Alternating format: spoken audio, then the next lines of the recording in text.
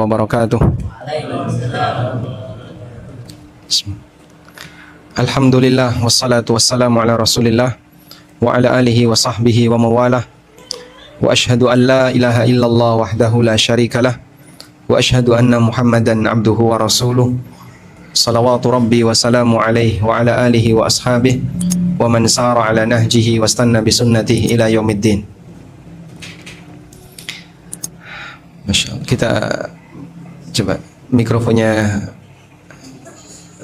ditata dulu biar suaranya nggak putus-putus. Adik-adik boleh bergeser sebentar.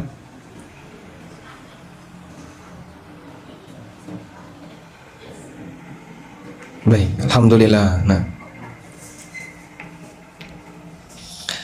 alhamdulillah, puji syukur kita haturkan kehadirat Allah Azza wa Jal di kesempatan malam ini di Kota Wates, Kulon Progo. Allah Subhanahu wa Ta'ala memberikan kita kesempatan untuk bisa kumpul bareng dalam rangka belajar. Dan sudah cukup lama saya tidak ikut hadir dalam kajian di Wates ya. Yang terakhir di mana dulu? Sekolah apa itu? Zaid bin Thabit. Nah, sudah sering ke Kulon Progo tapi cuman di bandara saja. Lanjut perjalanan ke daerah yang lain. Nah, baik. Alhamdulillah. Salat dan salam semoga selalu tercurah untuk Nabi Agung Muhammad sallallahu alaihi wasallam atas perjuangan besar beliau sehingga kita bisa merasakan indahnya Islam dan nikmatnya hidayah yang bisa kita lihat ketika suasana kajian. Bapak Ibu yang dimuliakan Allah, orang ketika belajar di masjid terutama dijanjikan oleh Nabi sallallahu alaihi wasallam, nazalat alaihimus sakinah wa ghasyiyat humur rahmah. Turun as-sakinah kepada mereka dan mereka diliputi dengan ar-rahmah. Dan itu bisa langsung dirasakan oleh mereka yang hadir dalam volume kajian. Walaupun bisa jadi berkaitan dengan masalah dapat ilmu atau tidak, mungkin beda-beda antara satu orang dengan yang lain. Ada sebagian orang ketika hadir dalam kajian, dia nggak nyatet sama sekali. Dan ketika ditanya, blank.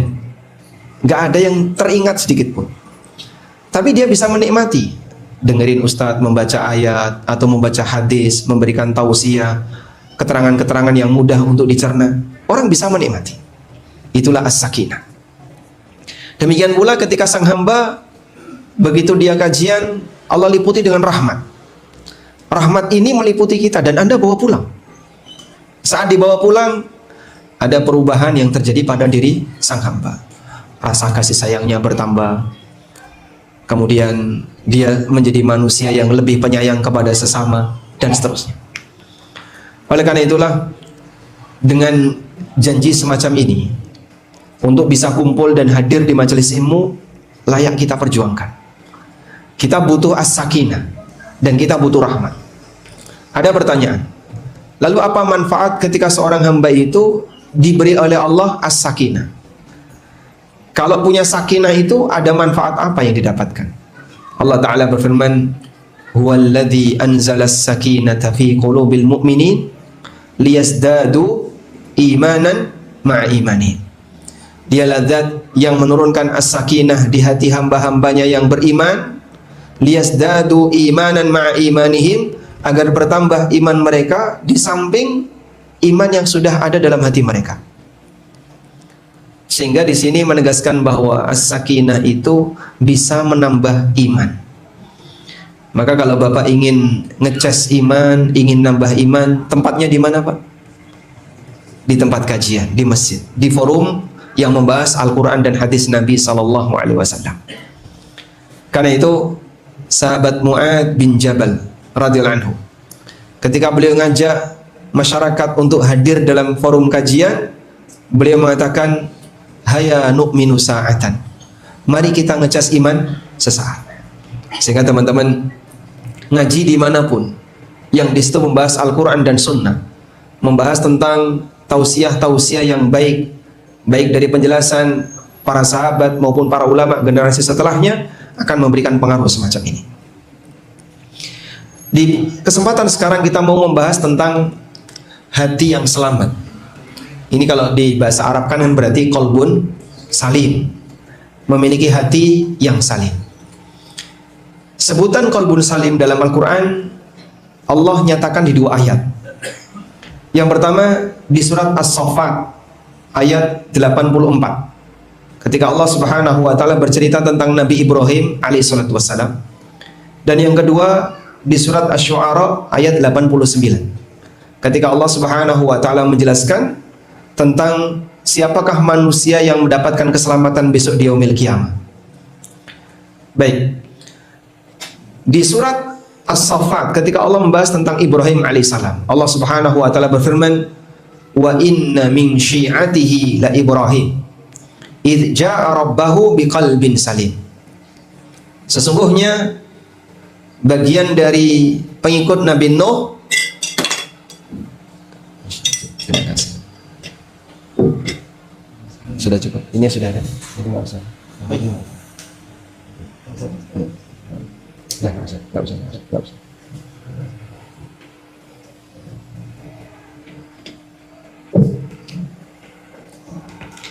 Allah Subhanahu wa taala berfirman, "Wa inna min syi'atihi la Ibrahim." Di antara pengikut Nabi Nuh adalah Ibrahim. "Idz jaa'a rabbahu biqalbin salim." Ingatlah ketika beliau mendatangi Rabbnya dengan qalbin salim, dengan hati yang salim. Allah Subhanahu wa taala sebut hatinya Nabi Ibrahim dengan apa? Hati yang salim. Baik. Kemudian di surat Asy-Syu'ara Allah Subhanahu wa taala mengatakan, "Yauma la yanfa'u malun wala banun illa man atallaha biqalbin salim." Pada hari di mana harta dan anak-anak tidak memberikan manfaat sepeser pun bagi pemiliknya ketika di dunia. Illa man atallaha biqalbin salim, kecuali orang yang datang kepada Allah dengan membawa hati yang salim. Seperti apa hati yang salim itu? Sehingga Allah Subhanahu wa taala sambil memuji Ibrahim dengan mengatakan idja'ahu biqalbin salim. Ketika Ibrahim datang, idja'a rabbahu biqalbin salim. Ibrahim datang menghadap Rabbnya dengan qalbun salim. Padahal beliau masih hidup ketika itu. Dipuji oleh Allah, beliau memiliki qalbun salim. Dan Allah Subhanahu wa taala menyebutkan syarat untuk bisa diselamatkan di yaumil qiyamah adalah hamba yang memiliki qalbun salim. Yauma la yanfa'u malun wala banun illa man atallaha biqalbin salim. Seperti apa qalbun salim itu? Sekarang coba kita lihat tafsir yang disampaikan oleh Al-Hafidz Ibnu Katsir rahimahullah. Al-Hafidz Ibnu Katsir menyebutkan, qala Allah Ta'ala illa man atallaha biqalbin salim ay salimun minad danasi wasyirki. Kecuali orang yang datang menghadap Allah dengan hati yang salim. Maksudnya adalah salimun minad danasi wasyirki, selamat dari kotoran dan syirik. Qala Muhammad bin Sirin, sementara kata Muhammad bin Sirin, al-qalbus salim, hati yang selamat adalah ayya'lama annallaha haqqun, orang yang meyakini bahwa Allah itu benar, wa anna as-sa'ata atiyatun la raiba fiha, dan bahwa kiamat itu pasti terjadi, tidak ada keraguan di sana. Wa annallaha yab'atsu man fil qubur, dan sesungguhnya Allah Ta'ala akan membangkitkan orang yang sudah mati. Ini menurut keterangan siapa? Muhammad bin Sirin, seorang ulama tabi'in. Wa qala Ibnu Abbas, lalu Al-Hafidz Ibnu Katsir menyebutkan keterangan Ibnu Abbas. Kata Ibnu Abbas, illa man atallaha biqalbin salim, orang yang datang menghadap Allah dengan hati yang selamat, maksudnya adalah hayyun yashhadu an la ilaha illallah, hati yang hidup yang di dalamnya ada ikrar syahadat la ilaha illallah. Wa qala Mujahid wal Hasan wa ghairuhuma, dan menurut keterangan Mujahid, Hasan al-Basri dan ulama yang lain, qalbun salim yakni salimun minasyirki, hati yang selamat maksudnya adalah selamat dari noda syirik. Wa qala Sa'id ibn al-Musayyib, kata Sa'id ibn al-Musayyib, ulama yang bergelar Sayyidut Tabi'in, beliau mengatakan al-qalbus salim huwal qalbus sahih, hati yang selamat maksudnya adalah hati yang sehat. Wa huwa qalbul mu'min, dan itu adalah hati orang mukmin. Lianna qalbal kafir wal munafiq maridun, Karena hatinya orang kafir dan orang munafik adalah hati yang sakit. Sebagaimana firman Allah Ta'ala di surat Al-Baqarah, fi qulubihim maradun fazadahumullahu marada. Dalam hati mereka ada penyakit, lalu Allah tambahkan penyakit di hatinya.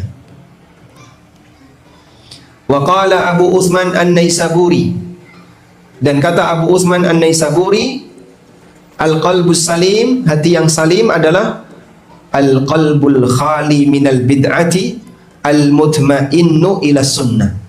Hati yang kosong dari bid'ah dan tenang dengan sunnah. Baik, ini semuanya keterangan yang disampaikan oleh Al-Hafidz Ibnu Katsir. Anda sudah berhasil mencatat berapa? Banyak yang kelewat ya? Nggak kekejar? Masya Allah. Dulu waktu saya kajian, Ustadz membacakan tafsir Adwaul Bayan, ya sudah dibaca sekali aja. Baik, jamaah diminta untuk maju. Oh baik, silakan Pak, maju di sini. Ini boleh diisi Pak, silakan. Sini Pak, memberi kesempatan biar yang di luar boleh dapat tempat. Di sini boleh, di sini. Terutama mohon maaf yang sebelah kanan saya ini juga boleh diisi.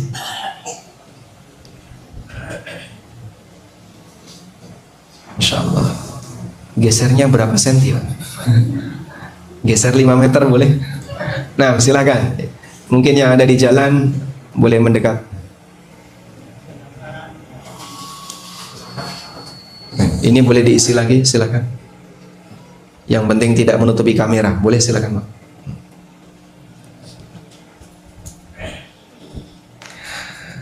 Baik, coba kita lanjutkan ya. Ada banyak sekali versi tafsir yang disampaikan oleh Al-Hafidz Ibnu Katsir. Dan sebenarnya tafsir seperti ini tidak saling bertentangan, karena antara satu dengan yang lain sebenarnya melengkapi keterangan. Dan dulu kita waktu belajar, Ustadz membacakan tafsir Adwaul Bayan, saya masih ingat. Dan beliau hanya membacakan sekali, mau dapat catatan, nggak dapat catatannya itu. Maka nyatetnya harus cepat. Sehingga dulu ketika kita nyatet isyarat saja. Qala fulan, pakai isyarat. Di titik ini, titik ini, titik ini. Nah, nanti setelah itu dilengkapi sendiri. Karena kalau tidak, akan banyak yang ketriwal, banyak yang kelewat. Nah, mau diulangi jemaah? Kita ulangi ya. Beliau rahimahullah menyebutkan banyak versi yang disampaikan oleh para ahli tafsir, baik dari kalangan sahabat maupun tabi'in, berkaitan dengan makna al-qalbus salim, hati yang salim. Tulisan al-qalbus salim, al-qalbu as-salim. Kalau tanpa alif lam, maka Anda boleh tulis qalbun salim. Jadi yang panjang lamnya, bukan sinnya. Menggunakan wazan fa'il. Meskipun wazan fa'il, hamid, rahim, di sini bermakna fa'il. Salim bermakna salim. Qalbun salim, pertama, menurut keterangan Muhammad bin Sirin, maknanya adalah hati yang memenuhi 3 kriteria. 1, dia mengenal Allah. Ya'lamu annallaha haqqun. Dia meyakini bahwasanya Allah Subhanahu wa taala zat yang maha benar. Artinya dia kenal Allah. Maksudnya apa sih Pak mengenal Allah tadi? Dia yakin Allah satu-satunya zat yang berhak disembah, satu-satunya zat yang mengatur alam semesta. Dialah zat yang memiliki nama dan sifat yang sempurna. Intinya kembali kepada 3 tauhid yang kita kenal, baik rububiyah, uluhiyah maupun asma wa sifat. Yang kedua, qalbun salim menurut definisi Muhammad bin Sirin adalah hati yang memiliki kriteria yang kedua, yakin kalau besok ada hari kiamat. Sehingga hati ini punya kesadaran yang namanya amal perbuatan bakal dihisab. Jenengan melakoni napa mawon ada catatannya dan nanti akan dihisab. Karena dia yakin akan ada kehidupan yang kedua, di mana kehidupan yang kedua hamba akan dihisab oleh Allah Ta'ala. Kriteria yang ketiga, kata Muhammad bin Sirin, wa annallaha yab'atsu man fil kubur, wong sing wis mati bakal dibangkitkan. Dan dia termasuk salah satunya. Maka qalbun salim menurut kriteria yang ketiga Muhammad bin Sirin adalah orang itu yakin kalau dia nanti akan dibangkitkan oleh Allah. Dan tidak ada yang bisa memberikan jaminan selamat ketika seorang hamba dibangkitkan oleh Allah. Karena ketika hamba dibangkitkan oleh Allah, yang bisa menyelamatkan dia hanya satu, Allah Subhanahu wa ta'ala. Dan Allah mempersyaratkan untuk bisa selamat, illa man atallaha biqalbin salim, kecuali mereka datang kepada Allah, menghadap Allah dengan membawa hati yang selamat. Baik. Nah, maka dari keterangan Ibnu Sirin rahimahullah, kita bisa memaknai bahwa hakikat dari qalbun salim adalah orang yang punya kesadaran kalau dia akan dihisab. Orang yang punya kesadaran bahwa dia akan dihisab. Sudah? Baik. Karena seorang hamba ketika dia punya kesadaran kalau dia akan dihisab, dia sadar, dia tahu kalau nanti dia akan dihisab oleh Allah Subhanahu wa ta'ala, dia akan persiapan. Besok aku akan ditanya A, aku akan ditanya B, aku akan ditanya C, dan seterusnya. Nyuwun sewu, kira-kira Bapak perbuatan seperti apa yang nanti akan dihisab oleh Allah? Yang paling kecil, Pak. Kira-kira perbuatan paling kecil apa yang Bapak rasakan ini juga akan dihisab? Kira-kira apa, Pak? Allah Subhanahu wa ta'ala mengatakan, "Faman ya'mal mithqala dzarratin khairan yarah, wa man ya'mal mithqala dzarratin syarran yarah." Sing cilik gede bakal dilihat oleh pelakunya. Dia nanti akan melihatnya. Di mana dia melihatnya? Di buku catatan amal yang Allah Subhanahu wa ta'ala berikan kepadanya. Karena itu, nyuwun sewu, mungkin ada sebagian orang kadang rodok ngeremeh no. Wong kaya ngono kok ora entuk. Wong kaya ngene kok dipermasalahkan. Didik-didik kok ora entuk, dikit-dikit ndak boleh, dikit-dikit haram, pengajian opo. Cuman kayak gini kok nggak boleh, cuman kayak gini kok disinggung, cuman kayak gini kok dipermasalahkan. Lah sing jenengan purun pripun? Ya mbok sing kaya ngono rasa disinggung to Pak Ustaz. Nah jenengan pengen sing disinggung niku bab napa? Nggih sing nyenengke warga niku lho Pak.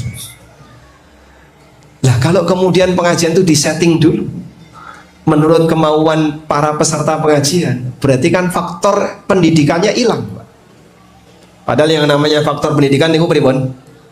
Meluruskan pemahaman yang salah, memotivasi jika di situ ada kebenaran, dan melarang ketika di situ ada pelanggaran. Cuman kadang orang nggak mau seperti ini. Oh, urusan kaya ngono kok dibahas. Padahal kecil seperti ini bisa jadi besar di hadapan Allah Subhanahu wa ta'ala. Yahsabunahu hayyinan wa huwa 'indallahi 'azim. Bisa jadi mereka menyangka itu adalah remeh, padahal di hadapan Allah itu sesuatu yang besar. Dan kadang kita sering seperti itu. Nah, Bapak Ibu yang dimuliakan Allah, semangat hati untuk bisa mengenali ini perkara besar, ini perkara kecil, itu tergantung dari kekuatan iman. Makanya para sahabat radhiyallahu ta'ala anhum ajma'in, orang yang sangat sensitif dengan dosa. Sangat sensitif dengan dosa. Yang orang zaman sekarang mungkin meremehkan, ya model kayak tadi, semoga yang ngono kok dibahas, wes gak usah dibahas, gak usah disalah nyalah nih, cuman kayak gitu. Bagi para sahabat, sebuah perbuatan dosa, mereka itu sangat sensitif. Kata Anas bin Malik radhiyallahu anhu, beliau menyebutkan, "Innakum la ta'maluna a'malan huwa bi'ayunikum addaqa minasy'ari." Kalian melakukan berbagai macam amalan yang menurut kalian itu lebih remeh dibandingkan sehelai rambut. Addaqqu minasy'ari, lebih tipis daripada sehelai rambut.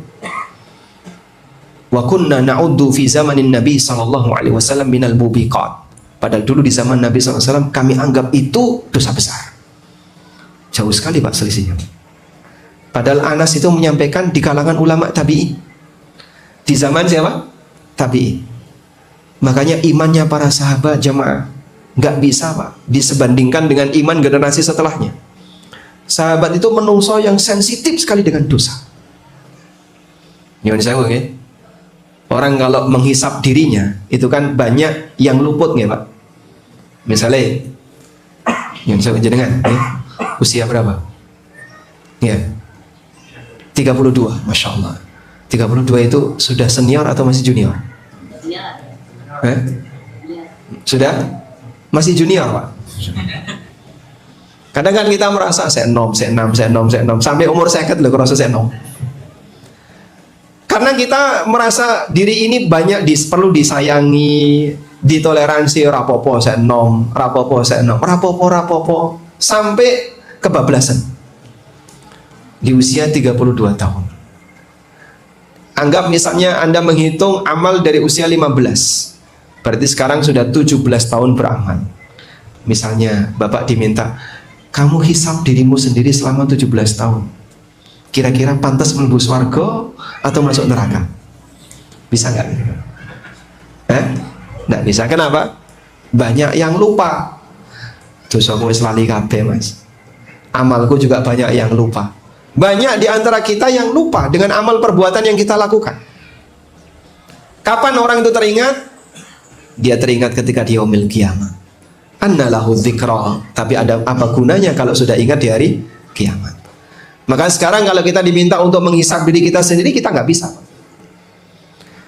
Oleh karena itu jamaah, seorang hamba tidak boleh meremehkan yang namanya dosa. Kecil di hadapan kamu, tapi bisa jadi besar di hadapan Allah. Sesuatu yang diremehkan, itulah yang menjadi salah satu faktor dosa itu bernilai semakin besar. Maka Allah ceritakan di surat Al-Kahfi tentang manusia yang ketakutan membaca kitab, Pak. Wedi maca kitab nopo, Pak?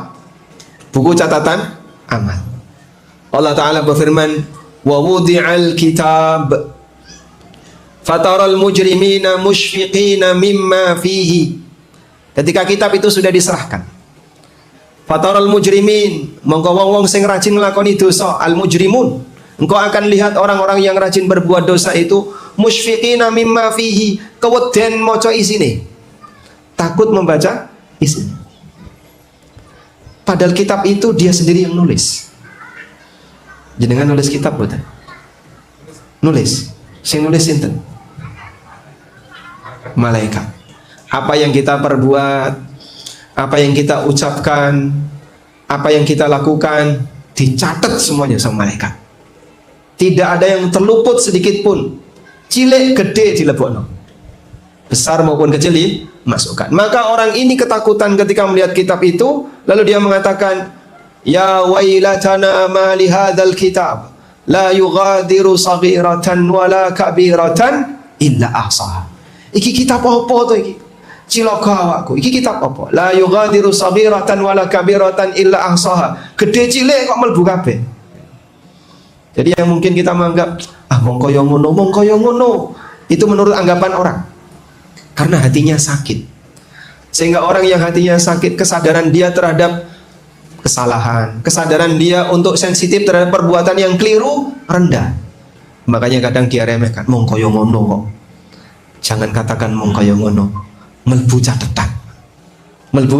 catatan. Sahabat itu mereka sangat sensitif dengan yang namanya dosa dan maksiat. Makanya ketika mereka melakukan dosa-dosa yang kita anggap itu sebagai hal yang remeh, tapi kata mereka, wa kunna na'uddu fi zamanin Nabi sallallahu alaihi wasallam minal mubiqat. Tapi di zaman Nabi sallallahu alaihi wasallam kami anggap itu sebagai dosa besar. Baik. Demikian penjelasan yang disampaikan oleh Muhammad bin Sirin mengenai makna qalbun salim. Hati yang punya kesadaran terhadap apa? Hisab ketika di akhirat. Bahwasanya kita semuanya akan dihisab oleh Allah. Kehidupan yang kedua isinya hanya hisab, tidak ada amal. Mungkin nalikane ning donya juga donyane wong liya ora ono sing ngerti. Nyuwun sewu, maprasi galengan sak senti. Wonten mboten ngoten? Mboten enten nggih. Teng mriki mboten enten, teng masjid kok maprasi galengan. Nek teng Sabin ngoten niku, masyaallah. Ora ono sing ngerti. Sing duwe sawah sebelah ya ora tau nilii wong ning Jakarta. Akhirnya setahun geser 5 cm, 2 tahun geser 20 cm. Ngoten nggih, Pak? Lama-lama dia bisa mendapatkan tanah lebih dari 1 jengkal. Dia mungkin merasa aman. Rano polisi sing ngerti. Kecekel polisi mboten Pak niku, Pak. Sing maprasi galengan niku, Pak. Nggih mboten, Pak? Mboten, Pak. Rano kok polisi pamung praja dengan kono. Sampean ngopo, Mas? Tapi ingat, hidup tidak sekali. Mungkin dia bisa merasa aman nalikane ning donya, ketika kehidupan yang kedua nanti dia akan berhadapan dengan Allah, dan tidak ada orang yang bisa menyelamatkan diri walaupun anaknya banyak, walaupun hartanya banyak. Jamaah yang dimuliakan Allah, terkadang orang itu terlalu bangga dengan anak dan hartanya sampai dia merasa besok di akhirat akan bisa diselamatkan oleh harta dan anaknya. Sebagian orang kafir itu punya keyakinan seperti itu. Allah Subhanahu wa taala berfirman dalam Al-Qur'an menceritakan tentang kejadian yang dialami oleh Al-As bin Wa'il As-Sahmi. Sinten niku Pak Al-As bin Wa'il As-Sahmi? Beliau salah satu gembong orang musyrikin. Wonge wis tuwek tapi suka bikin masalah. Al-As bin Wa'il ini ayahnya sahabat Amr bin As. Anaknya seorang pejuang, sahabat yang mulia, tapi bapaknya manusia yang jahat. Dia pernah punya masalah dengan Khabbab ibn Arad. Sahabat Khabbab bin Arad, apa pekerjaannya? Pandai besi. Pandai besi. Nah, Al-As bin Wa'il itu pesan sama Khabbab, gawekno senjata, gawekno pedang, gawekno tameng, dan seterusnya. Pesan beberapa kebutuhan senjata dengan pandai besi. Dan dibuatkan sama Khabbab. Ternyata setelah jadi digawa sama Al-As bin Wa'il, wong ora gelem bayar. Ditagih sama Khabbab, mana bayarannya? Aku wis kerjakno, kok durung kok bayar. Orang tua ini orang musyrikin ya, suka bikin masalah dia. Wis tua tapi suka bikin masalah. Dia bilang apa? Aku tidak akan memberikan upah kepadamu sampai kau kufur kepada Muhammad. Sampai kau kufur kepada Muhammad. Lalu apa yang dikatakan oleh Khabbab? Sudah, kalau memang demikian, aku tidak akan menagih utang darimu sampai kau mati, kemudian nanti dibangkitkan. Akan tak tagih besok di hari kiamat. Apa kata Al-As bin Wa'il? Kalau memang betul aku akan dibangkitkan oleh Allah setelah mati, maka aku akan punya banyak harta dan punya banyak anak. Karena anaknya Al-As ini banyak dan hartanya banyak. Dia berpikir itu akan dibawa sampai kiamat. Padahal orang musyrik punya keyakinan, wong nek wis mati tidak bakalan dibangkitkan oleh Allah. Makanya Al-As berani nantang. Nek bener sesuk aku mati kok dibangkitkan oleh Allah, mesti aku jadi wong sugih ning akhirat. Wah, Masya Allah. Berkaitan dengan peristiwa ini Allah Subhanahu wa taala mengatakan, "Afara'aital ladzi kafara bi ayatina wa qala la utayanna malan wa walada." Tahukah kamu orang yang kufur dengan ayat-ayat kami? Wa qala la utayanna malan wa walada, dan dia berani mengatakan sesuk di hari kiamat kita akan diberi oleh Allah harta dan anak yang banyak. Maka dibalas oleh Allah, "Attala'al ghaiba am ittakhadha 'indar rahmani ahda." Apa awake wis ngerti hal yang gaib? Wis iso nyawang perkara akhirat. Attala'al ghaiba, apakah dia sudah bisa melihat hal yang gaib? Am ittakhadha 'indar rahmani ahda, atau dia sudah membuat perjanjian dengan Allah besok nalikane ning hari kiamat tambah sugih. Nah, ini namanya at-tahakkum 'ala Allah. Wani nyebut perbuatan Allah yang tidak dia ketahui. Dan itu salah satu di antara pelanggaran besar yang banyak dilakukan oleh orang musyrikin, jamaah. Maka kaum muslimin yang kami hormati, ono wong sing kaya ngono, Pak. Duwe keyakinan nalikane ning akhirat besok gimana, Pak? Dia akan diberi oleh Allah kekayaan dan harta. Donyane nalikane ning donya bakal digawa sampai akhirat. Wong-wong musyrik duwe keyakinan kaya ngono, Pak. Maka Allah Subhanahu wa taala menegaskan dalam Al-Qur'an, "Yauma la yanfa'u malun wala banun illa man atallaha biqalbin salim." Pada hari di mana harta dan anak tidak memberikan manfaat kejaba wong sing datang menghadap Allah dengan hati yang selamat. Yun sewu. Tiang niku nek pun sepuh yang dibanggakan apanya, Pak? Anaknya. Anakku ono sing dadi iki, anakku ono sing dadi iki, anakku ono sing dadi iki. Ngoten nggih? Itulah yang dibanggakan oleh orang tua. Saya pernah itu melihat ada orang kecelakaan ringan. Jadi beliau kecelakaan tepat di depan saya. Terus saya menyingkir. Alhamdulillah nggak tertuduh, Pak, karena nggak nyenggol sama sekali. Suami istri yang sudah sepuh, yang mungkin usianya di atas 60 tahun atau mungkin mendekati 70. Luka di kakinya. Begitu dia diselamatkan, sing disebut-sebut wong anak iki, engko sik tunggu anakku ini polisi. Anakku polisi, bolak-balik nyebut seperti itu. Sudah kita minggir dulu. Kau anakku ini polisi. Padahal dia disuruh minggir biar nggak ganggu jalan. Itulah karakter wong nek wis tuwa, Pak. Sing dibanggakan sinten? Sinten, Pak? Anak. Leres nggih, Pak? Nah, yang kayak gitu sampai mati bangga dengan anak. Sampai mati itu kebanggaan kepada anak tidak hilang, Pak. Maka mungkin dia terhadap harta, wis tuwa, wis pensiun, penghasilannya tidak seperti dulu, wis ra nyambut gawe, saiki wis karek mantap mangan tabungan. Sehingga mangan saonone duwene iku ya dipangan. Tapi dengan anaknya dia bangga. Aku duwe anak dadi iki, aku duwe anak dadi iki, duwe anak dadi iki. Kebanggaan pada anak itu tidak hilang sampai digawa mati. Nah, wong muslim kok kaya ngono, berarti dia tiru-tiru kebiasaan orang kafir. Makanya Allah Subhanahu wa taala menegaskan, anak dunya kabeh ra ono manfaate ketika di hadapan Allah Subhanahu wa taala, illa man atallaha biqalbin salim. Kejaba wong sing menghadap Allah dengan hati yang selamat. Nek nasab pripun Pak Ustaz? Nasab maksudnya piye? Misale anake kiai napa anake ustaz niku napa nggih boten saged dislametke karena nasabe Pak Ustaz? Masya Allah, tidak ada istilah itu di hadapan pengadilan Allah Subhanahu wa taala. Jangankan nasab, bahkan poros nasab. Poros nasab itu berarti siapa? Wong sing paling dhuwur. Misale aku ki anake kiai sinten? Kiai sinten, nama kiainya Kiai sinten. Pokoknya duwe nasab sing apik. Dulu mbah saya itu Kiai Kanjeng sinten. Ya. Apakah Kiai Kanjeng sinten bisa menyelamatkan dirinya sendiri kalau berbuat salah? Tidak bisa, apalagi menyelamatkan kesalahan orang lain. Maka di yaumil qiyamah kita diajarkan kaidah oleh Allah Subhanahu wa taala, wala taziru waziratun wizra ukhra. Menungso boten saged nanggung kesalahan wong liya. Sing dosa A, ra iso kok kemudian wis B, dosamu wae A tak tanggung, boten saged. Setinggi apapun dia. Karena itu sampai Nabi sallallahu alaihi wasallam mendapatkan peringatan dari Allah Subhanahu wa taala. La in asyrakta la yahbatanna amalu. Ya awakmu Muhammad, nek awakmu nglakoni syirik, kabeh amalmu ilang. Padahal itu seorang nabi yang menjadi puncak dari nasab terbaik.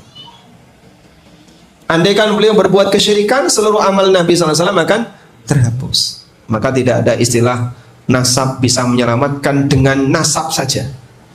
Karena itu Nabi SAW ngasih peringatan dalam sebuah hadis, wa man batta'a amaluh lam yusri bihi nasabu. Sapa sing amale telat tidak akan bisa dipercepat dengan nasabnya. Sehingga nyuwun sewu, nasab memang kelebihan, sebagaimana kekayaan juga kelebihan. Sudah masuk waktu Isya. Pripun nih? 1 menit lagi. Ada orang yang diberi kelebihan oleh Allah berupa nasab yang baik. Ada yang diberi kelebihan oleh Allah berupa kekayaan, diberi nasab berupa jabatan. Ada yang diberi kelebihan berupa kesempurnaan fisik, dan beragam kelebihan yang diberikan oleh Allah kepada masing-masing hamba. Tapi itu semuanya hanyalah kelebihan duniawi dan tidak ada nilainya di hadapan Allah Subhanahu wa taala. Nasab memang kelebihan, tapi kalau orang yang bertakwa barulah berfungsi sebagai sebuah kelebihan yang indah. Sebagaimana kekayaan ketika dipegang oleh orang yang bertakwa, barulah kekayaan itu berfungsi sebagai apa? Kekayaan yang barokah. Duwe jabatan nggih ngoten. Nabi Yusuf nalikane jadi pejabat dan beliau seorang nabi sampai bisa memindahkan banyak orang muslim dari kalangan Bani Israel. Padahal waktu itu Mesir isinya orang kafir. Begitu Nabi Yusuf mendatangkan keluarga dari Bani Israel yang ada di Syam pindah ke Mesir, barulah Mesir terisi orang-orang muslim. Baik, cerita selanjutnya nanti kita akan bahas setelah mendengarkan adzan Isya. Wassallallahu ala nabiyyina Muhammadin wa ala alihi. Kita lanjutkan. Jadi siapapun akan bertanggung jawab dengan amalnya masing-masing. Sing nglakoni amal dialah yang bertanggung jawab dengan amalnya, bukan orang lain. Baik karena kekayaannya maupun karena keturunannya maupun karena apapun, bahwa yang namanya amal dipertanggungjawabkan oleh pelakunya. Selanjutnya kita beralih kepada tafsir yang disampaikan oleh Ibnu Abbas radhiyallahu anhu. Wa qala Ibnu Abbas radhiyallahu anhu, illa man atallaha biqalbin salim, kecuali orang yang datang menghadap Allah dengan membawa hati yang salim. Kata Ibnu Abbas, hayyun yashhadu an la ilaha illallah. Hati yang salim adalah hati yang hidup, yang dia mengakui persaksian la ilaha illallah. Bagaimana? Baik. Hati yang salim adalah hati yang dalam dirinya ada ikrar la ilaha illallah.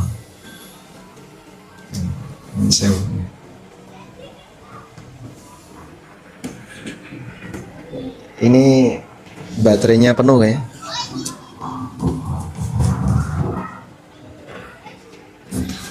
Bismillah, subhanallah, la ilaha illallah, la ilaha illallah.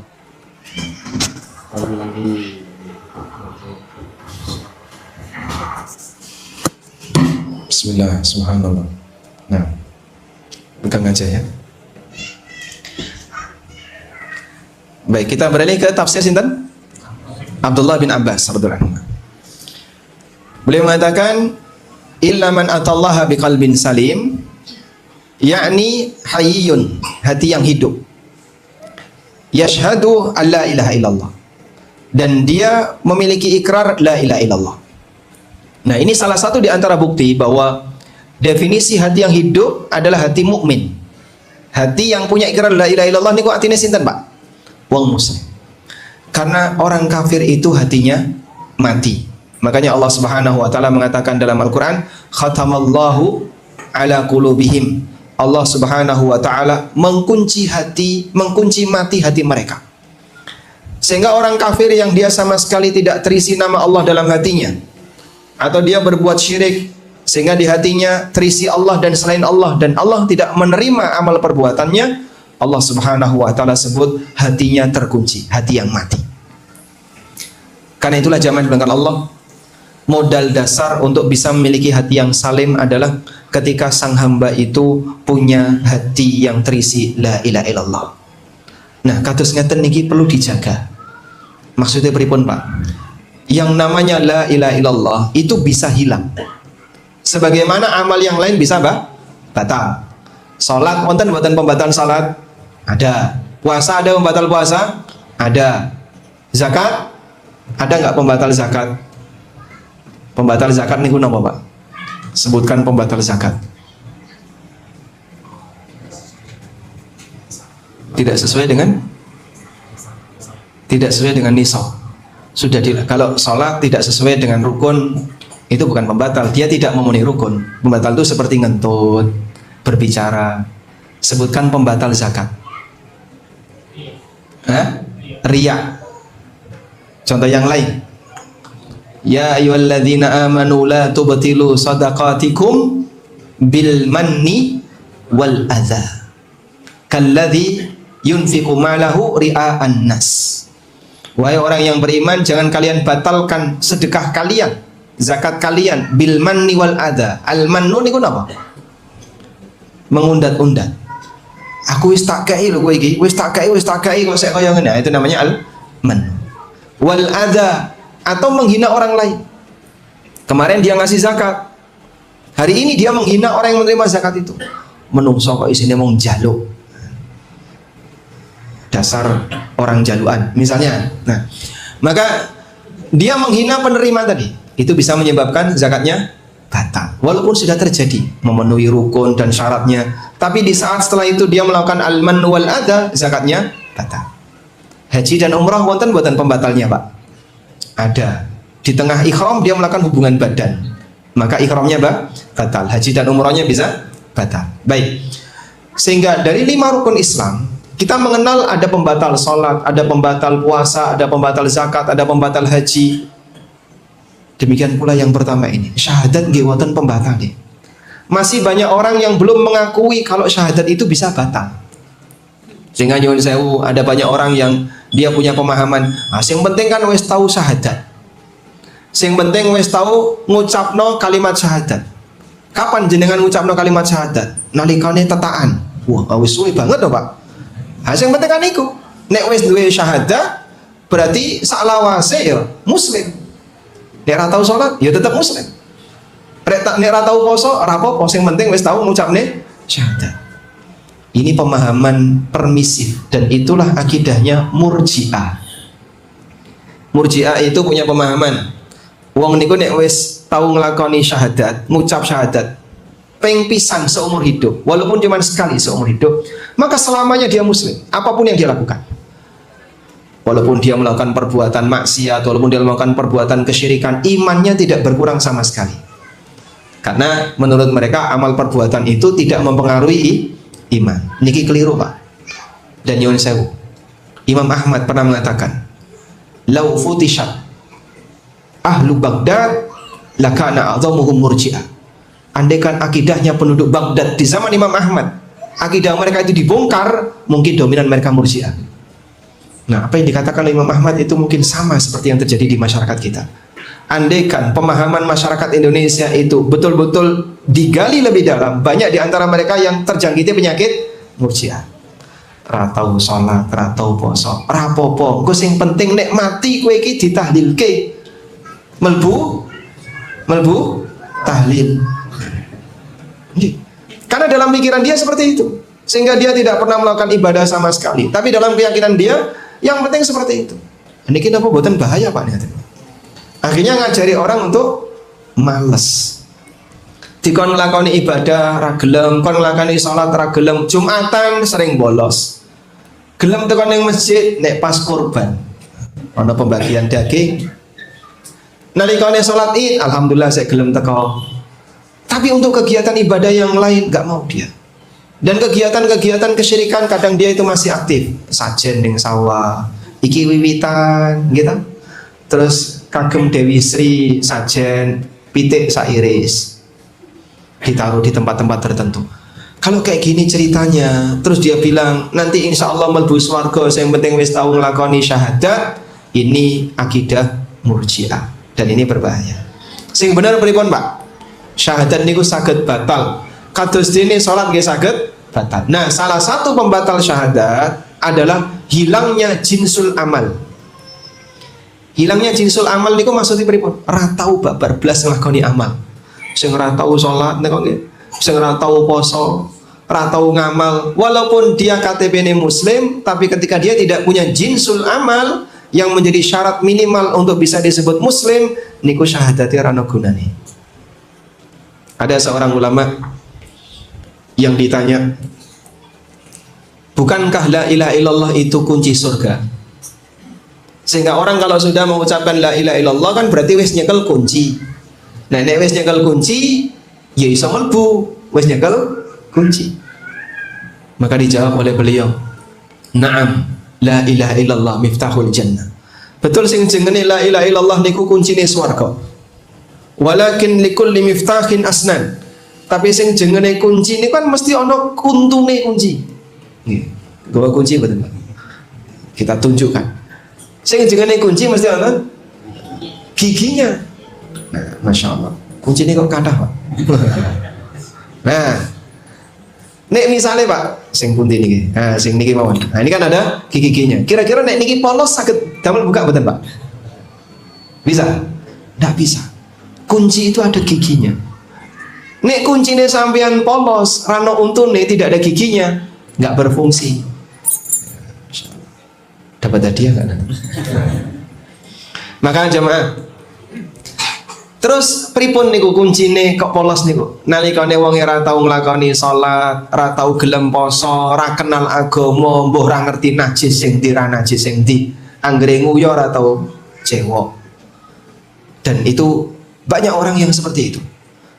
Mohon maaf, dia bukan orang yang secara dunia punya banyak fasilitas dan kekayaan. Kadang nggih uripe niku melarat.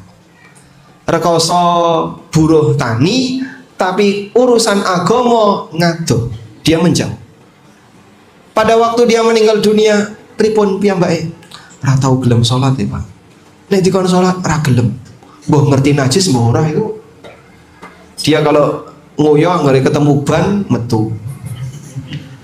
Terus ya wis, mbah cewek mbah ora gak ngerti. Akhirnya dia nggak pernah berpikir kalau ini nanti akan dipakai sholat, nggak pernah berpikir tentang wudhu, nggak pernah berpikir tentang masalah mandi junub itu apa. Seperti inikah yang dimaksud orang yang bisa memegang kunci surga? Maka kunci nek rano untune tidak berfungsi. Sehingga Ibnu Abbas menyampaikan, hati sing urip qalbun salim adalah hati yang dia punya la ilaha illallah, dan la ilaha illallah digawa sampai mati. Makanya jenengan Bapak Ibu yang kami hormati, sayangi akidah la ilaha illallah. Jangan sampai melakukan perbuatan yang bisa menyebabkan tauhid orang itu hilang. Napa mawon Pak? Sing nomor siji syirik. Karena Allah Subhanahu wa taala telah menegaskan, la in asyrakta la yahbatanna amaluk. Nek awakmu nglakoni syirik wa Muhammad, sedaya amalmu batal, termasuk syahadatmu ya iso batal. Syahadat bisa batal gara-gara nglakoni syirik. Terus nomor loro napa Pak sing kathah dilakoni masyarakat? Yang tadi, tidak punya jinsul amal, gak gelem nglakoni amal minimal syarat muslim. Dan yang paling utama kata para ulama adalah sholat 5 waktu. Makanya ini jenengan kagungan tonggo Pak, uripe wis rekoso, sering kepanasan, macul ning sawah, sek ra gelem salat, niku dieling Pak. Mbok mesakne awakmu. Nek rekoso-rekoso ning donya tok wae. Aja sampe rekoso ning akhirat. Pisan-pisan ning masjid ngono. Ngresiki atine dhewe-dhewe. Sehingga kalaupun kita ini jadi wong melarat ya melarat ning donya. Jangan sampai melarat kehidupan yang kedua ya tambah melarat. Nyun sewu, saya punya tetangga yang kayak gitu Pak, dan saya kasihan sekali. Jadi ini kakak beradik, sing kakak niku rajin ning masjid. Dua-duanya hidup dalam satu rumah, tidak punya anak, tidak punya suami. Ibu-ibu, usianya kurang lebih 70-an. 70-an ya, kakak beradik. Kakaknya itu rajin ke masjid, sholat 5 waktu, ikut berjamaah bareng saya. Ya. Adiknya belas gak pernah mau sholat. Saya sempat nyampaikan ke kakaknya, mbok niku dijak sholat. Wah aku nih ngejak sholat tuh ya omong nesu-nesu, gak usah. Bahkan sampai ketika diingatkan, dieling nih, kowe iki maca la ilaha illallah, aku durung ngarep mati kok maca la ilaha. Hanya disuruh membaca la ilaha illallah waktu sakit, itu tidak mau dia. Sudah meninggal belum ada 1 tahun yang lalu, dalam posisi nggak pernah sholat dan tidak mau mengucapkan la ilaha illallah. Secara KTP muslim Pak, dia berada di lingkungan semua penduduknya muslim kecuali pendatang yang non muslim. Sehingga ada orang yang punya keyakinan seperti itu. Dalam bayangan dia, gone sok mati aku mbok ditahlilke ya, muga-muga dosaku hilang. Apa gunanya amal orang kalau dia sendiri tidak mau beramal? Bahkan ada sebagian orang yang punya keyakinan sholat yang ditinggal non dhisik nalikane wis tuwa pas loro, mbok coba diganteni wong liya. Datang ke pondok pesantren. Nyun sewu Pak Kiai, kakek saya meninggalkan sekian sholat. Berapa tahun? 5 tahun. Ya sudah, kalau begitu kita buat proyek pelaksanaan sholat. Wah itu proyek di pesantren. Wonten Pak ngaten. 1 sholat 5.000. Diborong para santri. Insyaallah. Jadi santri satu, kowe kudu nglakoni sholat duhur selama 1 bulan. Duhur tok selama 1 bulan. Sehingga nanti dia sholat duhurnya double. Duhur sekarang untuk dia dan duhur untuk orang tadi. Jadi duhur sebulan itu ping pinten Pak? Duhur 30 kali, 30 ping 5.000 nggih lumayan nih Pak. 150 iso nggih jajan. Ini tunai di depan insyaallah. Tapi pelaksanaannya kamu harus jadi pembadal sholat, badali sholat wong liya duhur selama 1 bulan. Santri 2 maghrib selama 1 bulan. Santri 3 subuh selama 1 bulan. Totalnya 5 tahun, berarti tinggal berapa santri tadi? 150. Proyek ya Pak. Saged buatan Pak ngaten niku Pak. Krana gunane.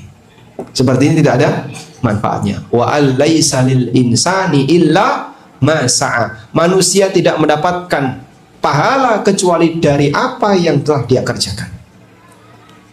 Karena dalam agama ini tidak semua amal bisa diwakilkan. Memang ada sebagian amal yang bisa diwakilkan. Contohnya bayar zakat, niku sakit diwakilkan. Jenengan metu duit zakat, aku titip ya Mas, tolong sebarkan, bisa. Contoh yang lain, haji dan umroh itu bisa dibatalkan. Iya aku ndek duit, tapi aku ora iso nglakoni, awake loro karena sudah sepuh atau dia nggak sanggup secara fisik. Nyuwun tulung dibadalne, tak bayari, sakit, bisa. Tapi kalau sholat, tidak bisa. Karena tidak bisa diwakilkan, maka sing ra gelem nglakoni salat jangan harap besok di akhirat iso selamat. Itulah yang disebut dengan jinsul aman. Baik. Selanjutnya, keterangan yang disampaikan oleh Mujahid Hasan Al-Basri, dan juga ini yang diambil oleh Al-Hafidh Ibnu Katsir. Beliau mengatakan al-qalbus salim, hati yang selamat adalah salimun minad danasi wasyirki, hati sing selamat yang bersih dari kotoran hati dan dari perbuatan syirik. Hati yang selamat dari kotoran hati dan perbuatan syirik. Baik. Kotoran hati niku napa, Pak? Sedoyo maksiat niku kotoran hati. Sedoyo maksiat, semua bentuk maksiat itu kotoran hati. Contohnya Pak, ngelakoni dosa niku. Makanya Nabi SAW mengingatkan dalam sebuah hadis yang sahih, idza aznabal abdu dzanban, nalikane manungsa niku nglakoni dosa, nukitat fi qalbihi nuktatun sauda, dititikkan dalam hatinya satu noda hitam. Nek rajin dosa nggih titik. Nek dosane gede ramong titik, Pak. Sak yo. Jadi sing ketutup kata. Terus noda-noda hitam ini nanti gimana? Hati itu seperti kaca. Nek kokean kotoran, cahaya tidak bisa masuk. Makanya jangan bisa lihat ya. Kaca yang ada di sekitar kita. Biasanya sing nelek mepet kaca niku napa? Hah? Cicak itu tiba itu. Yang nempel kaca. Serangga-serangga kecil itu kan nggih, Pak? Ya, sehingga ada lalat, ada apa. Saking banyaknya kotoran, kira-kira gimana? Butak, beruwet, sehingga tidak bisa dimasuki cahaya. Hati seperti itu digambarkan oleh Nabi SAW. Idza adnabal abdu dzanban, nalikane hamba niku nglakoni dosa, nukitat fi qalbihi nuktatun sauda, maka di hatinya dikasih satu noda hitam. Nek tobat pripun, Pak? Fa in taba wastaghfara sukila qalbu. Nek piyambake tobat, mohon ampun kepada Allah, mongko dosa tadi dihapus. Makanya Nabi SAW menyebutkan ada ibu minad dzambi kaman la dzambalahu. Wong sing tobat dari perbuatan dosa niku statusnya kados dene sing duwe dosa, karena dosanya tadi dihapus. Wa illa nek piyambake ra gelem tobat. Wong niku nek ra gelem tobat dalam kondisi ketika dia tidak merasa bersalah. Atau yang kedua, ngerti salah tapi ngeremehno. Dua orang yang dia tidak mau tobat. Satu, ra gelem nglakoni salah. Dua, ngerti salah tapi ngeremehno. Tiga, sombong. Sehingga ngerti salah, aku tahu iki salah. Aku tahu iki dosa gede. Tapi ra apa-apa. Tak lakoni. Ini akhirnya nggak mau tobat. Seperti iblis itu dia tahu kalau itu salah. Iblis itu tahu kalau ini berbahaya. Tapi sombongnya membuat dia makin berontak. Makanya pada saat dia dinyatakan oleh Allah Subhanahu wa taala, ditanya oleh Allah, "Ma mana'aka alla tasjuda id amartuk?"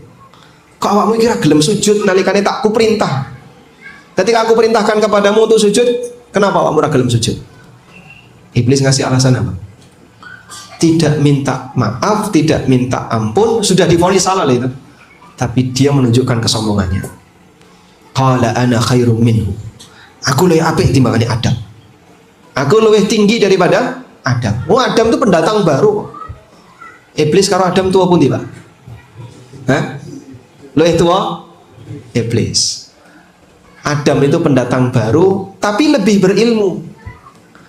Sehingga dia lebih mulia dengan kelebihan ilmunya. Sing tua ora trimo.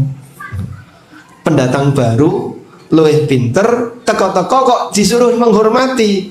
Sing tua mboten trimo. Wonten mboten ngoten niku, Pak? Hah? Nah, itulah kira-kira ilustrasi yang terjadi kenapa iblis itu tidak mau sujud kepada Adam. Qala ana khairum minhu. Aku lebih apik timbangane Adam. Khalaqtani min narin wa khalaqtahu min tin. Engkau ya Allah menciptakan aku dari api dan kau ciptakan dia dari tanah. Loh, asal permulaan itu kan di luar pilihan. Kenapa kau jadikan itu sebagai alasan untuk mengatakan lebih baik?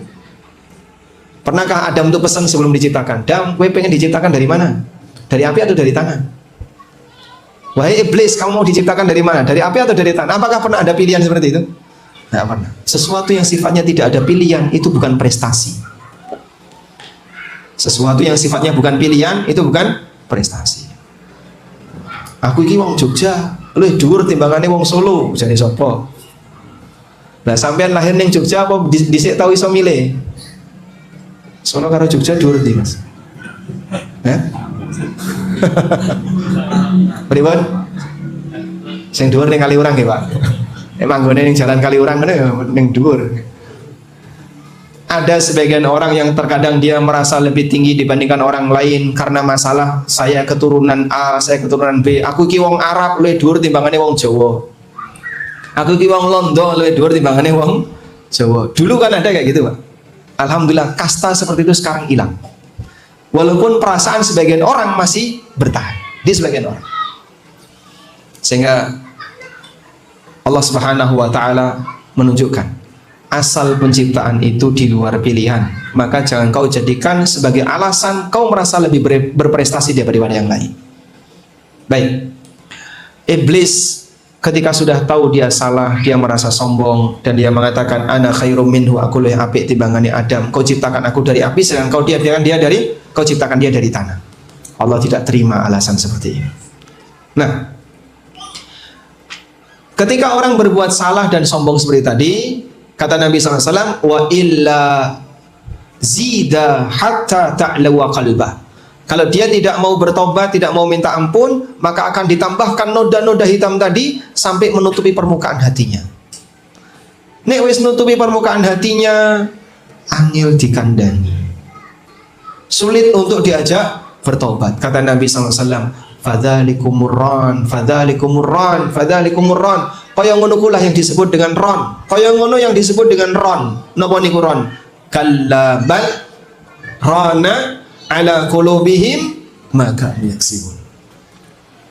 Kenapa sampai manusia itu tidak mau beriman kepada Al-Qur'an? Kata Allah Ta'ala, bal rana ala qulubihim. Karena atine ono ron. Maka yaksibun disebabkan perbuatan dosa yang mereka kerjakan. Sehingga dengan adanya ron itulah hatinya jadi kotor, bruwek, budak, saking banyaknya dosa. Maka kita bersyukur kepada Allah ketika Allah jadikan kita sebagai hamba yang masih punya kesadaran, gelem ngaku salah ketika ngelakoni dosa. Awal mula tobat itu adalah gelem ngaku salah. Sebab nek wong niku boten purun ngaku salah, bagaimana dia mau bertobat? Karena itu Rasulullah Sallallahu Alaihi Wasallam menyebutkan inti tobat niku napa, Pak? Apa inti dari tobat? Menyesal. Inti dari tobat adalah menyesal. Nabi SAW mengatakan an-nadmu huwa taubah. Intine tobat niku nyesal. Nyesal itu karena dia tahu ngelakoni salah. Sehingga wong sing jenenge yang namanya wong nyesal niku mesti boten purun balik, Pak. Aku wis kapok nyesel. Nyesel kok saya menikmati niku dari nyesel. Aku menyesal Pak Ustaz. Sudah melakukan riba. Lah kok saya utang riba, Pak? Butuh ya, Pak. Loh ya, berarti awakmu iki durung nyesel. Sing jenenge menyesal itu ketika dia sadar bahwasanya itu salah dan dia mengakui kalau itu perbuatan dosa. Nah, makanya kalau sepanjang orang itu belum mengaku salah, dia tidak akan pernah tobat. Baik. Selanjutnya termasuk di antara kotoran hati adalah kotoran berupa sifat buruk yang merugikan orang lain. Sifat buruk yang merugikan orang lain. Contohnya dengki, iri, mau napa meleh, sombong. Apalagi, Pak? Hah? Sifat buruk yang suka merugikan orang lain. Sombong, iri, dengki. Hah? Kenapa? Seneng ngerasani, ngerasani itu perbuatan. Nah, itu perbuatan dosa tadi. Jadi jenengan nek ngrenengi itu ada noda-noda hitam di hatinya.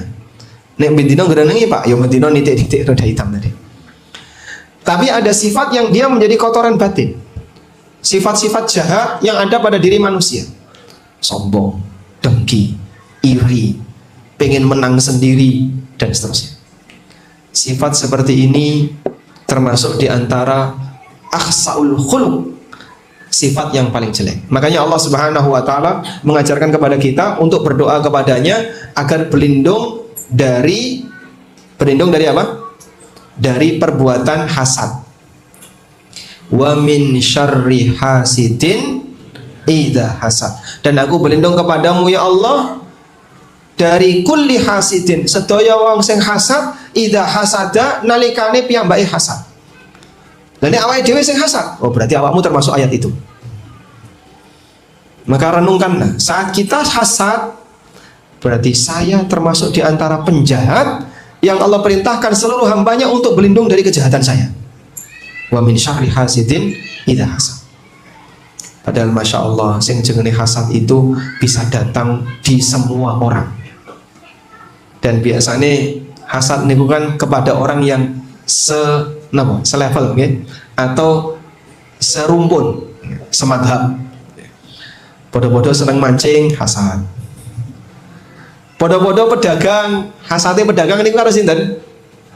Pedagang hasad karo ustad, ora tumon Pak. Pedagang kok hasad karo ustad itu nggih ratu. Nek ustad hasadnya kali sinten, Pak? Nggih? Ustad hasadnya karo ustad. Ulama hasad dengan ulama, pedagang hasad dengan pedagang, pegawai hasad dengan pegawai, aparat hasad karo aparat. Wong wedok hasad karo wong wedok, sing lanang hasad karo sing lanang. Nyun sewu, ini tolong diperhatikan ya. Kadang begini, ada suami istri ikut hadir kajian atau acara bareng-bareng kumpul, sudah? Nah, begitu mereka bubar, saling nyawang, gitu. Mbok sing kene nyawang kono, kono nyawang kene, dan seterusnya. Intinya ketika bubar kan saling nyawang. A dan B ini teman akrab. C, D, E, F, G sampai Z itu tidak ada masalah, teman akrab. Suatu ketika si A ini memuji B, istrinya si A memuji B di depan A. A, ini lanang kabeh Pak, A, B, C, D ini lanang kabeh, suami semua. Suatu ketika mereka sebenarnya nggak ada masalah, hidup rukun, akrab, bergaul bagus. Namun suatu ketika istrinya A memuji B di depan A. Kayak lho Pak, koyo ngono Pak, kayak lho Pak, kok delok ento Pak. Ngrewangi ngomong anake Pak. Lho Pak, aku melu jemuri. Kayak lho, ngono to. Akhirnya apa? Tiba-tiba muncul rasa hasad dalam hati suaminya tadi. Aslinya mereka nggak ada apa-apa. Begitu ada seperti itu, maka sang suami jadi tiba-tiba muncul emosi. Bukan sasaran emosinya bukan istrinya, tapi kemudian gara-gara itu dia jadi hasad sama B. Apa sih definisi hasad tadi?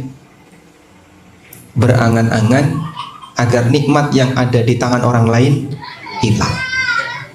Akhirnya dia membayangkan, muka-muka cepat lorong, cepat mati.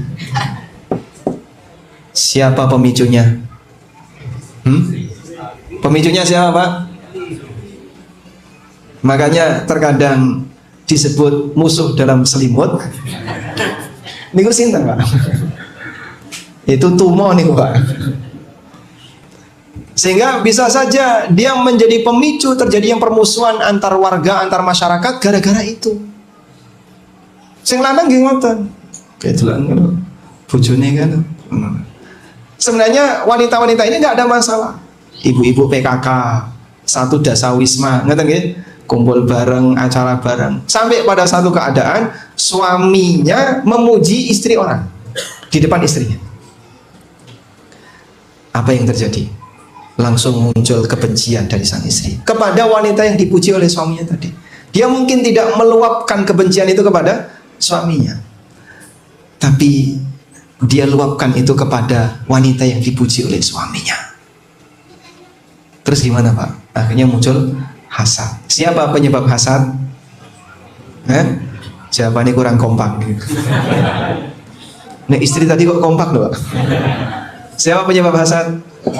Maka tolong diwaspadai, okay? Sehingga yang namanya memuji itu sensitif. Maka sebaiknya jangan memuji pasangan hidup orang lain di depan suami atau di depan istri Anda. Kalau memang punya kelebihan, ya sudahlah, mereka masing-masing diberi oleh Allah Subhanahu wa taala kelebihan. Nek jenengan pengen punya kelebihan seperti dia, silahkan. Tapi kalau sampai pada titik berharap mudah-mudahan nikmat orang itu hilang, ini bahaya, itulah hasad. Berharap punya nikmat seperti yang dimiliki oleh orang lain, itu namanya ghibthah, dan ini boleh. Tapi kalau berharap nikmat yang dimiliki oleh orang lain hilang, itu namanya hasad. Wah, angel ya Pak. Kadang tonggo sawah ini kok nggih hasad. Sing kono panene luwih kathah, sing kene kok saithik. Padahal waktu nandur bareng. Terus tiba-tiba muncul hasad. Niku cara ngilangno pripun Pak? Bolak-balik nggih kula niku kados ngoten niku. Padahal hasad itu dosa besar. Sampai Allah Subhanahu wa taala mengajarkan kepada kita wa min syarri hasidin idza hasad. Ada satu tips yang diajarkan oleh Syekh Ibnu Utsaimin rahimahullah. Beliau mengajarkan seperti ini.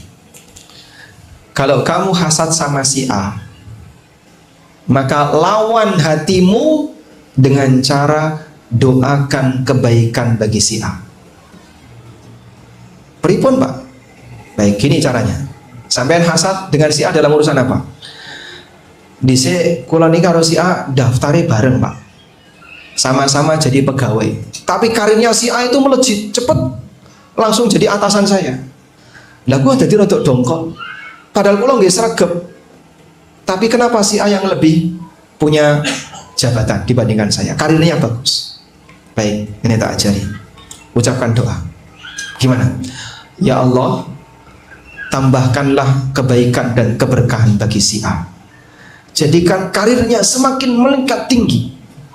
Buat dia makin kaya dan sehat selalu hidupnya. Berikan keberkahan bagi keluarganya. Sanggup mboten Pak? Sampai ngajari doa. Lah aku ya ora kuat ya kon ngomong kaya ngono.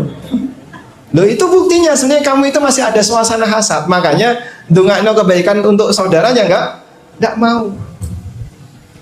Rugine nopo to Pak nek si A itu lebih susah daripada kamu? Oh, tidak mengurangi jatah rezekimu. Iya, tapi nek kon ndongakno kaya ngono aku ya ora kuat ya Mas. Itulah bentuk perjuangan melawan batin. Jadi hatimu yang penuh dengan kotoran hasad tadi dilawan dengan cara seperti ini. Ndongakno. Baik, saya coba. Ya Allah, tambahkanlah kebaikan bagi si A, mudahkanlah urusan si A, berikan keberkahan bagi si A, dan berikan aku yang lebih baik daripada si A. Nah, bagian akhir ini yang lerem, okay? Bagian akhir ini yang sehingga di bagian awal mungkin kangelan nyebut, wah berat ini Pak, mosok malah kondongano kebaikan untuk si A. Wong Arab yang saya harapkan, Arab ini kok si A niku bangkrut, nek iso usahane hancur, kok malah didongakno barokah. Ya Allah, berikanlah aku yang lebih baik daripada itu. Nah, itu yang ngelerem. Insya Allah Allah berikan kepada Anda. Ketika ada potensi hasad seperti itu, dilawan dengan cara berdoa kepada Allah, memohon yang bertentangan dengan keinginan batinnya. Was'alullaha min fadli, mintalah kepada Allah karunia-Nya. Mintalah kepada Allah karunia-Nya. Baik.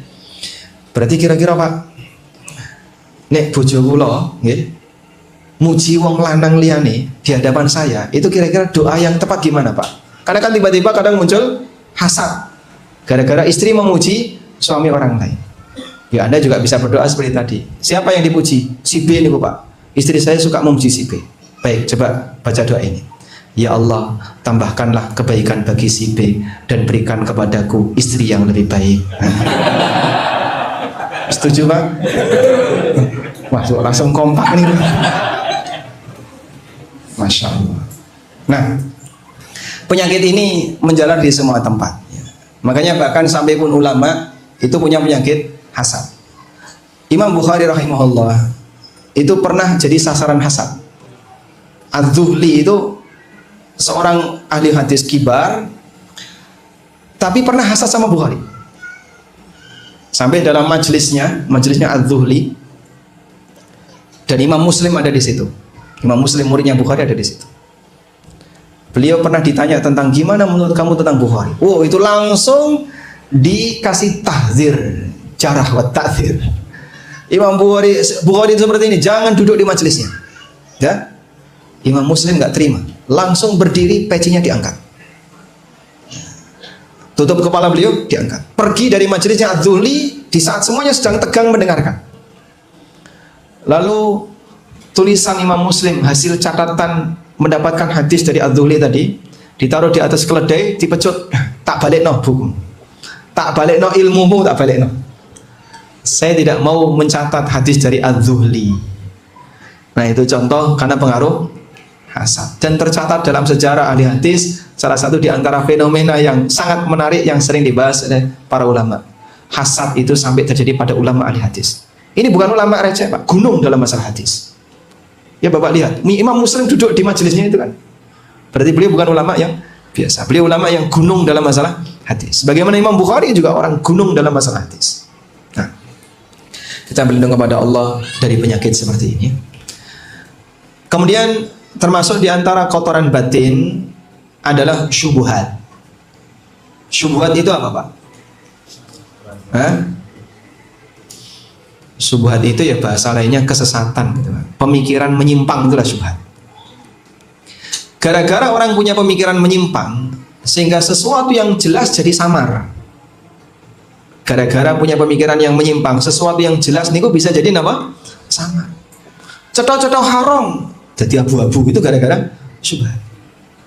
Cetha-cetha wajib jadi sunnah, itu gara-gara syubhat. Makanya pengaruh syubhat itu besar. Sehingga sebagian ulama menasihatkan asyubhatu qattafah wal qulubu dha'ifah. Sing jenenge syubhat itu menyambar-nyambar, tapi batin kita ini lemah. Bisa jadi ada orang yang berilmu tapi gara-gara syubhat dia jadi sesat. Abdullah Al-Qasimi termasuk salah satu di antara orang yang pernah membuat karya hebat. Dia itu punya sebuah buku yang dipuji oleh para ulama dengan kalimat laqad ishtara bi kitabil jannah. Abdullah Al-Qasimi telah membeli surga dengan kitabnya. Membeli surga dengan kitabnya. Kitab nopo niku, Pak? Kitab tauhid. Bantah orang-orang Syiah dan para pengagum kuburan dengan pendekatan logika. Dengan pendekatan logika. Jadi kalau kita baca kitab itu menggunakan pendekatan logika untuk bantah orang-orang yang suka berbuat syirik. Kalau pakai dalil kan mungkin aku ya duwe dalil kaya ngono, padha-padha duwe dalil. Karena yang musyrik ini dia juga muslim awalnya, tapi membela praktek kesyirikan di kuburan. Maka dibantah oleh Al-Qasimi. Kitab itu judulnya As-Sira' Bainal Islam wal Wathaniyah. Perseteruan antara Islam dan paganisme. Beliau jelaskan di situ tentang kenapa syirik itu menodai akal. Jadi orang kalau berbuat syirik itu akalnya ditaruh di bawah lutut. Perbuatan yang sangat tidak masuk akal. Dan dia jelaskan dengan sangat ilmiah sampai dipuji oleh para ulama, laqad ishtara bi kitabil jannah. Dia telah membeli surga dengan kitabnya. Tapi apa yang terjadi? Karena mungkin orang ini terlalu suka menggunakan logika berlebihan, lama-lama terpengaruh dengan pemikiran ateis, lalu jadi ateis. Dan mati dalam keadaan ateis. Sering jadi permisalan yang disampaikan oleh para ulama, sekelas orang seperti ini saja bisa mati ateis. Seorang hafid Quran, muadzin, ketika mau azan dia naik menara, tengok kanan kiri, lihat ada seorang wanita Nasrani, tertarik untuk dia nikahi. Akhirnya dia nikah, pindah agama, murtad. Ditanya sama temannya setelah sekian waktu, gimana nasib hafalan Quranmu? Padahal dia hafid Quran. Apa kata dia? Semua lupa kecuali satu ayat. Apa satu ayat itu? Rubama yawaddul ladzina kafaru law kanu muslimin. Bisa jadi akan datang satu hari di mana orang kafir itu berangan-angan, andaikan dulu aku jadi muslim. Cuman itu ayat yang diingat. Berarti kan ayat ini seolah-olah apa? Nampar dirinya. Loh, kok kamu sekarang malah milih keluar Islam? Wong besok seperti itu keadaanmu. Nah, maka jamaah, terkadang beberapa pemikiran yang menyimpang itu menyebabkan orang jadi melihat sesuatu yang jelas salah kelihatan samar, yang wajib jadi kelihatan tidak wajib, yang jelas haram jadi abu-abu. Itu bahayanya syubhat. Sehingga kadang PR kita untuk meluruskan orang yang punya syubhat itu butuh waktu, karena harus menjelaskan dulu duduk perkara masalahmu ada di sini. Baik. Selanjutnya, termasuk di antara penyakit hati adalah dorongan syahwat. Dan ini yang menyebabkan orang itu meninggalkan perintah syariat atau melanggar larangan syariat karena keinginan dia untuk mendapatkan sesuatu. Pengen iki dilakoni, padahal itu bahaya, padahal itu haram. Pengen iki dilakoni, padahal itu dilarang. Banyak kayak gitu, Pak? Banyak. Itulah bahaya apa? Orang punya penyakit syahwat. Lah terus carane pripun, Pak? Sing jenenge manungsa kan mesti yo nglakoni maksiat. Kabeh niku nglakoni maksiat. Terutama nyuwun sewu, syahwat yang berkaitan dengan lawan jenis. Ada juga orang yang tergoda syahwat berkaitan dengan masalah materi dunia. Seneng jukuk dunyane wong liya. Apalagi yang paling parah kalau dia dipercaya untuk membawa dana milik masyarakat, termasuk negara. Nah, itu semuanya karena dorongan syahwat. Pengen ngambil hartanya orang, pengen korupsi, pengen manipulasi, termasuk dana yayasan dan seterusnya. Ini penyakit syahwat. Termasuk juga interaksi dengan lawan jenis, gitu. Seneng nyawang aurat, niku nggih termasuk syahwat. Nah, yang kayak gini cara untuk menanggulanginya gimana, Pak? Yang seperti ini, orang kalau sudah terjangkiti penyakit syahwat, sering-sering baca dalil yang berisi tentang ancaman akhirat. Besok ning neraka ono kaya ngene, ning neraka ono kaya ngene, ono kaya ngene, ono kaya ngene, jadi takut dia. Kenapa orang melakukan riba? Kenapa dia melakukan riba? Karena dorongan syahwat. Aku pengen ya, Pak, aku butuh. Akhirnya dia melakukan riba. Maka caranya agar dia bisa turun dari semangat untuk melakukan riba, diberitahu, kowe nek nglakoni riba, awaslah, hati-hati. Engko awakmu ditantang perang oleh Allah Ta'ala dan seterusnya. Baik, demikian yang bisa kita sampaikan sebagai pengantar. Semoga yang sedikit ini bermanfaat. Wassallallahu ala nabiyyina Muhammadin wa ala alihi wa sahbihi wasallam. Jemaah pengajian yang dirahmati Allah, sebelum kita akhiri atau kita tutup, ada 5 pertanyaan. Yang 3 ini berhadiah, pertanyaannya dari Ustaz. Kemudian yang 2 ini dari jamaah. Maka yang 2 silahkan dipersiapkan, silahkan mau bertanya tentang masalah yang disampaikan Ustaz. Tapi yang 3 ini kita dulukan yang mau bertanya siap-siap. Baik, pertanyaan yang pertama.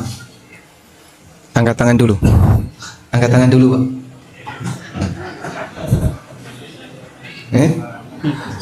Siapa yang angkat tangan? Buku yang sebenarnya umur ya. Buku umur yang kedua hadiahnya.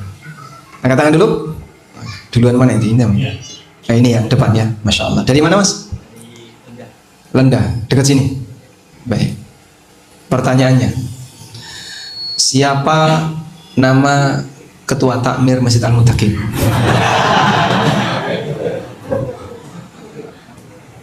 Tadi belum kenalan ya? Saya ganti sekarang. Pertanyaannya adalah,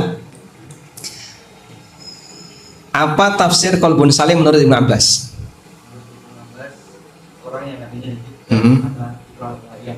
Ada ikrar? Masya Allah. Dapat hadiah, Pak. Ya. Hadiahnya 100, Pak. 100.000. Oh, buku. Nilainya 100. Dapat hadiah. Baik, pertanyaan yang kedua. Di prinsip hidupku, Ustaz. Prinsip hidupku. Ya. Pertanyaan yang kedua. Sebutkan ayat yang menyebutkan qalbun salim. Ada 2 ayat yang tadi kita sebutkan ya. Ibu-ibu, Monggo. As-Saffat 84 cerita tentang siapa itu? Nabi Ibrahim. Yang kedua Asyura apa Asy'ara? Asy'ara 89. Alhamdulillah. Coba sebutkan ayatnya. Satu saja. Enggak apa? Beriman? Betul apa? Nggih, enggak apa-apa. Dapat hadiah insyaallah. Nanti dikurangi sampulnya nggih. ini buku yang ketiga. Ada orang apa? Utang. Ada orang utang. Ada orang utang. Nggih. Ini siapa yang ibu atau bapak? Bebas. Ya. Sebutkan kriteria qalbun salim menurut Ibnu Sirin. Ini gampang insyaallah. Ya mas, pas itu tanda Arab angkat tangan kok izin. Baik, duluan. Silakan. 1.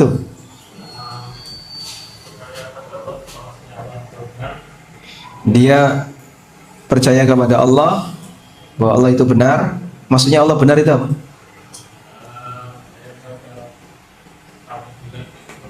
Rububiyah, uluhiyah maupun asma wa sifat. Nah, selanjutnya yang kedua, dia yakin kiamat pasti terjadi. Yang ketiga,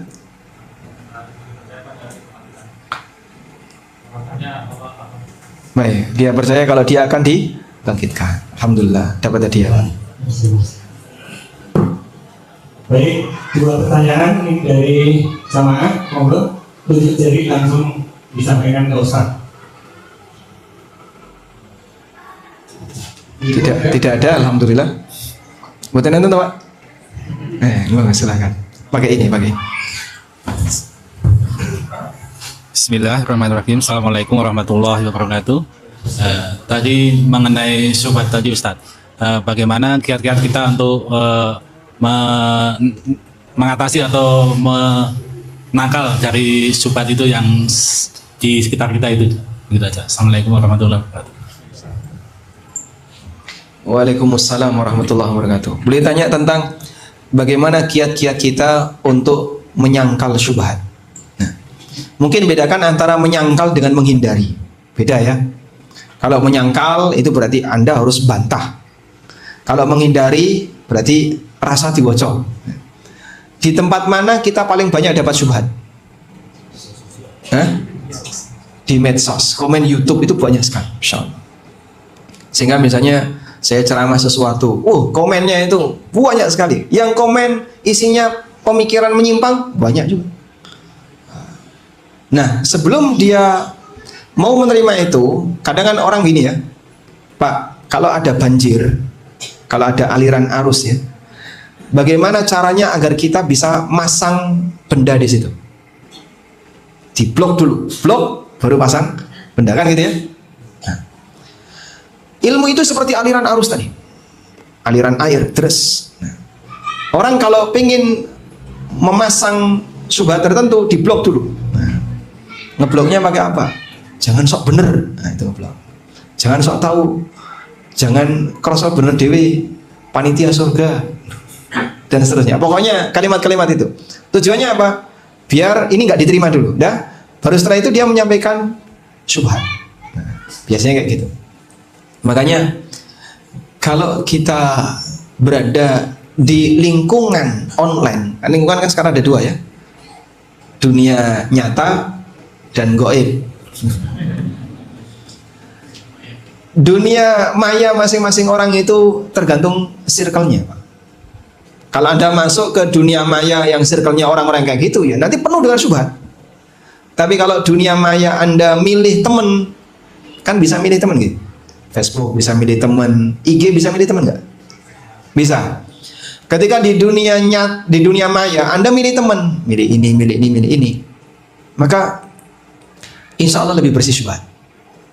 Nah, mungkin kalau kita tinggal di sebuah lingkungan, kita tidak bisa milih. Aku kan di sini gini, Pak, lahir di sini, hidup di sini, orang tua saya di sini. Tapi lingkungan saya mungkin tidak sependapat dengan saya. Akhirnya sering crash dengan takmir masjid, sering crash dengan ini, sering crash dengan ini. Nah, dia nggak bisa menghindar. Sudah? Nah, mungkin untuk di dunia nyata dia kesulitan. Baik, perjuangan berikutnya di dunia maya. Jangan sampai kamu punya circle yang orangnya adalah orang yang penuh dengan syubhat. Pilih teman yang baik. Itulah upaya yang bisa kita lakukan untuk menghindari syubhat. Jadi bedakan antara menghindari dengan menyangkal. Kalau menyangkal ada syubhat, kita hadapi. Misalnya ada yang berpendapat bunga bank itu bukan riba, misalnya ya, salah satu contohnya. Sudah? Nah, terus Bapak mau bantah itu. Nah, ketika mau bantah kan berarti harus menjelaskan dulu hakikat bunga bank itu apa, akad orang ketika nabung di bank itu seperti apa. Lalu ya, setelah itu dijelaskan hukumnya bagaimana. Baru kemudian kita bisa menilai ini riba atau bukan. Panjang. Maka untuk menyangkal syubhat butuh ilmu. Butuh ilmu. Kalau nggak ngerti Pak, kalau nggak ngerti lebih baik menghindar. Dan belum tentu orang yang berilmu dalam kondisi dia membawa kebenaran menang debat, belum tentu. Saya ulang ya, tidak jaminan orang yang membawa kebenaran menang debat. Tidak jaminan. Karena menang debat itu bukan tanda kebenaran. Baik, satu ketika ada orang yang datang kepada Imam Malik. Lalu orang ini menyamarkan kepada Imam Malik, "Wahai Imam Malik, aku mau berdebat dengan Anda." Terus beliau tanya, "Kalau aku yang menang, nanti aku akan ikut Anda. Kalau kamu yang menang, Imam Malik harus ikut saya." Baik, anggaplah misalnya dalam berdebat ini tuh kamu yang menang, berarti aku ikut kamu. Lalu ada si A, ada si A. Lalu kita bertiga debat, saya dan kamu debat A. A yang menang, ya kita harus ikut A. Dah, kita ikut A. Datang si B, kita bertiga satu pendapat. Lalu berdebat dengan B, B yang menang, ya kita ikut B. Nah, terus jadinya gimana itu? Maka Imam Malik mengatakan, "Ya lukain luka." Hei wong bodoh, agama kok gitulanan?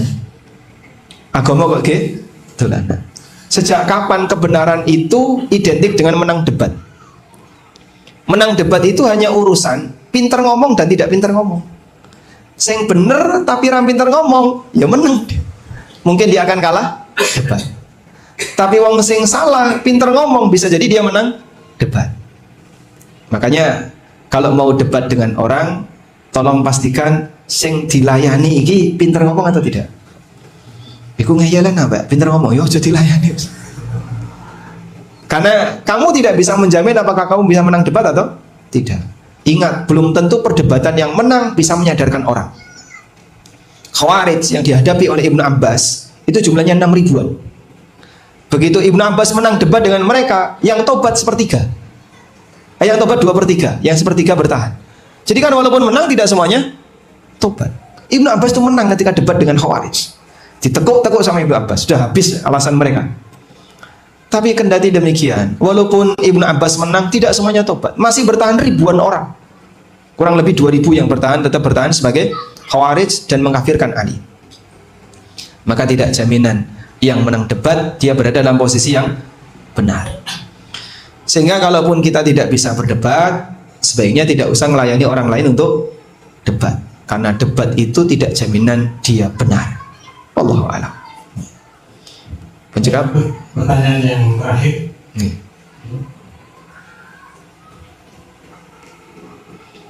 Nah, monggo. Berbeda dengan tema. Maksudnya mau bahas apa, Mas? Jadi saya dulu punya niatan ingin mengumrohkan Nggih. Allah sudah nikah. Kalau saya mau gagalkan umroh itu lebih baik saya misal saya punya harta gitu. Ya. Jadi bisa nggak saya membatalkan umroh sendiri? Ya. Baik. Masya Allah. Semoga jadi anak yang berbakti. Ya. Sebatas niat mau mengumrohkan orang itu tidak wajib ditunaikan. Aku dhisik wis niat arep mengumrohkan ibu, tapi ibu meninggal sebelum saya sempat mengumrohkan beliau. Apakah wajib digantikan dengan mengumrohkan bapak atau mengumrohkan orang lain atau sedekah atas nama ibu sejumlah nilai umroh? Jawabannya tidak.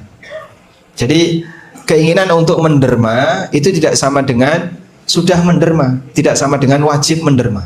Karena baru sifatnya apa? Keinginan.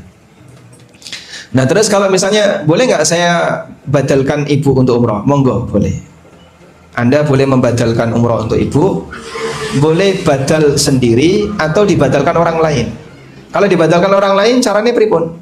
Anda mungkin bisa titip ke travel yang sudah berkomitmen sunnah. Biasanya akan dicarikan mutawif, pembimbing. Nanti ada biaya tertentu, boleh bayari itu. Itu lebih murah. Tapi nek jenengan mau umroh piyambak, monggo, lebih mahal. Jadi pilih mana? Dua-duanya, Masya Allah. Baik, wallahu alam. Baik, mengatakan yang bisa kita sampaikan, semoga apa yang kita bahas ini bermanfaat.